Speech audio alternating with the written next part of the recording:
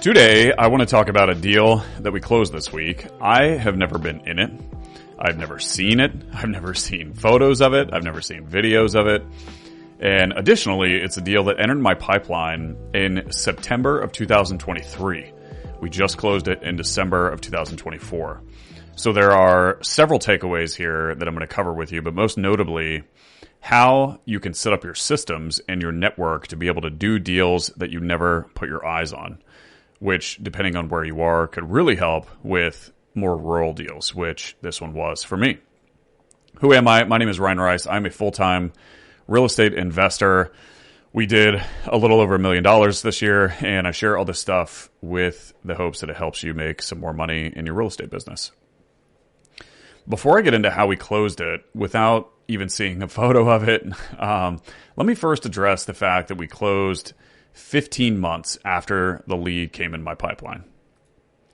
When we first spoke with the seller, there were some title issues. The property was in a trust, and there were two sisters who were part of this trust, and only one sister was living in the house, and she was the one we were in communication with and who wanted to sell.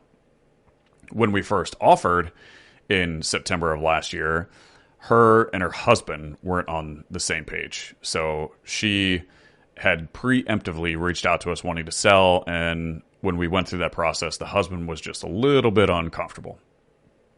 So then we stayed in touch.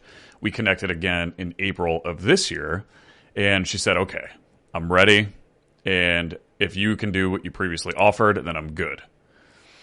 But then she checked with her sister, who she was in the trust with, and her sister was like, hell no. So we continued to stay in touch, and she finally called us back in September of this year, a year after she entered our pipeline, saying that she finally got title out of the trust, and it's now in her name, and she had authority to sell, and she wanted to. And the point is, ensuring that you have a really good keep warm strategy is vital to getting deals closed, because you're not going to be able to close all of them immediately. Sometimes there may be circumstances and they're just not ready yet. So you build a really good relationship with prospects during that time. You show genuine interest in who they are. You show that you care, and you ask about what they previously disclosed to you along the way. And the best way to come across like you care to the prospect is to actually care.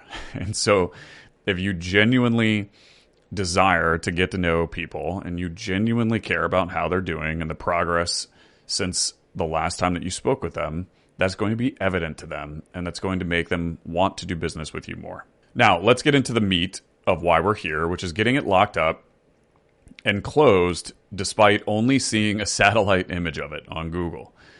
And if you're not new to the channel, then you know how we ask a ton of questions over the phone about the condition of the property. Stuff like the age of the roof and the furnace, a whole plethora of topics.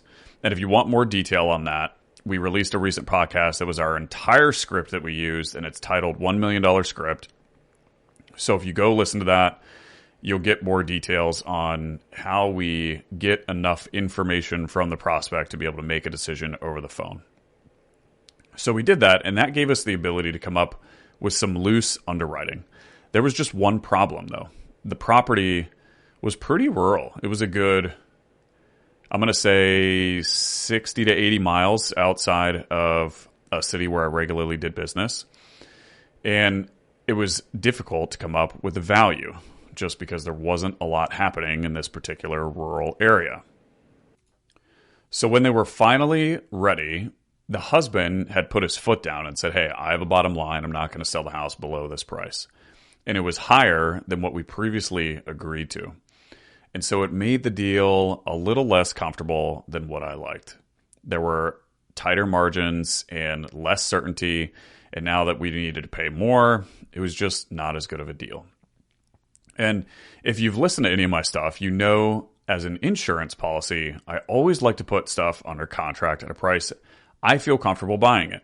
That way, if I don't find a buyer, I'm not letting the seller down. I can still close on it and feel good.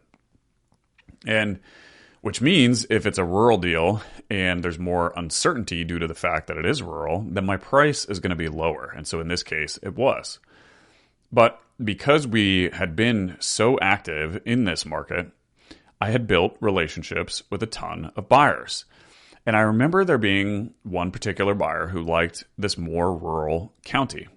And he was a great buyer. He bought with cash. When I say cash, there's a lot of people who say they're cash buyers, but they buy hard and private money, and that's fine.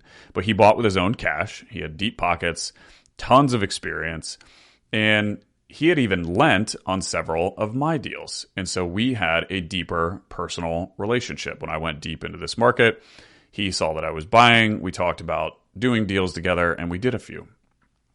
So I sent him this particular deal, and he said, yeah, I'm interested.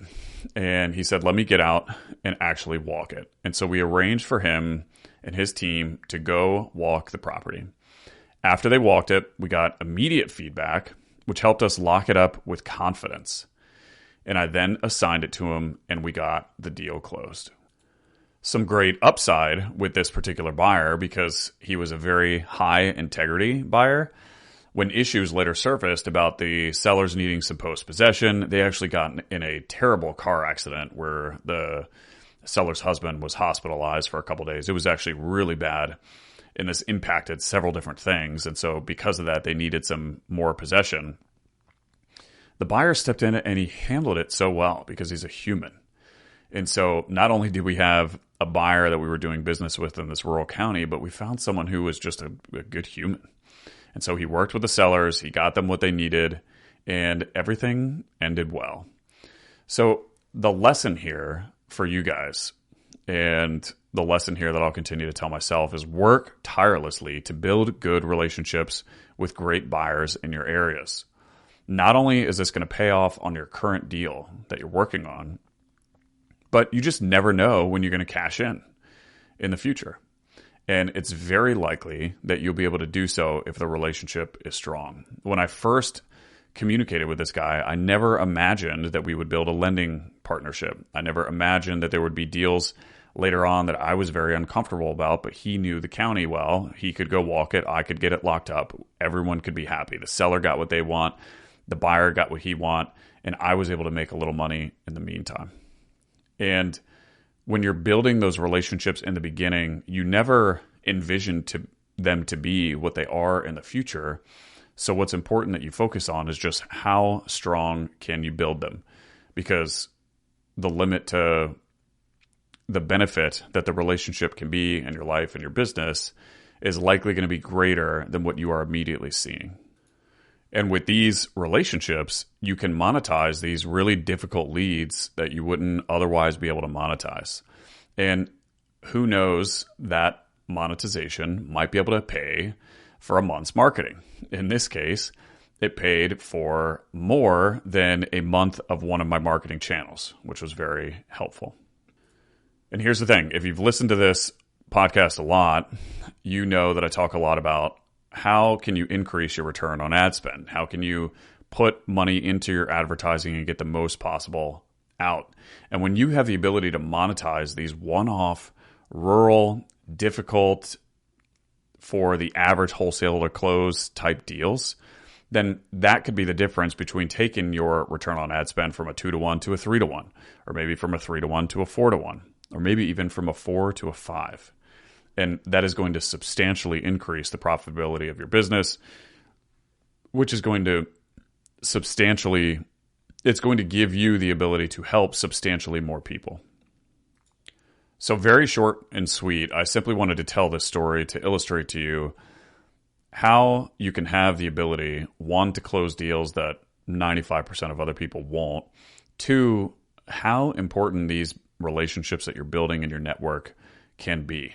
And to always remember the value of the relationship is never what you see in the moment.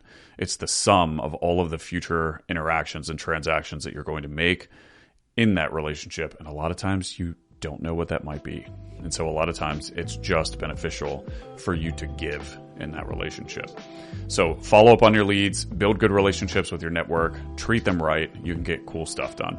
Hope you guys got some value out of that and it helps you make some more of the monies. And I appreciate it. Love you guys. And I'll see you in the next one. Peace.